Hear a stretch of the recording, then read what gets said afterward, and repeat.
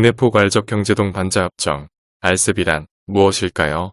레지오널 컴프리헨시브 이코노믹 파트너십의 약자인 RCEP은 캄보디아, 라오스, 미얀마, 필리핀, 태국, 인도네시아, 싱가포르, 브루나이, 말레이시아, 베트남 등 아세안 10개국과 한국, 중국, 일본, 호주, 뉴질랜드 등이 가입한 무역협정입니다. 무역 규모, 인구, 총생산 등 세계 경제의 약 30%를 차지, 세계 최대 FTA라는 RCEP. 우리나라 가입은 트럼프 대통령이 결정적인 역할을 했습니다. 오바마 대통령이 추진한 TPP를 탈퇴했기 때문이죠. TPP는 미국이 RCEP, 중국이 추진하면서 손익계산에 어려움을 겪던 우리나라에 트럼프가 간단한 해법을 마련해 주었습니다.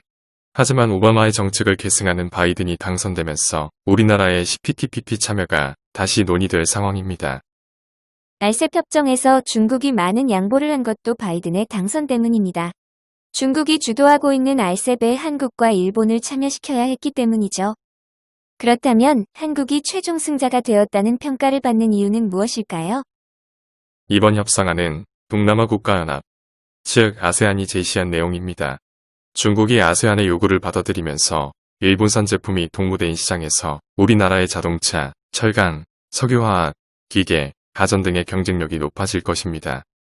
특히 일본이 우리나라에 요구한 소재, 부품, 장비 산업 등은 최소 10년 이상, 15년에 걸쳐 관세를 보호할 수 있어 산업 경쟁력도 확보했다는 평가를 받고 있습니다.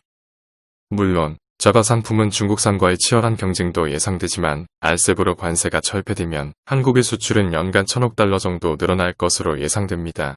우리나라가 RCEP의 승자라고 할 수 있는 이유입니다.